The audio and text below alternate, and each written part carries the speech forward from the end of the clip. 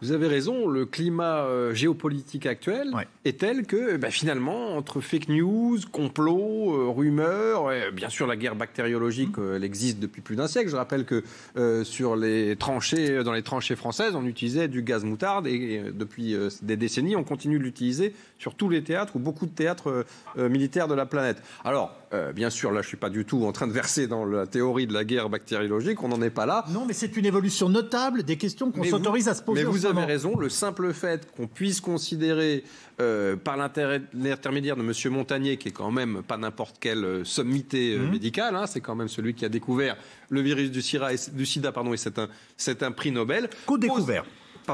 Co-découvert.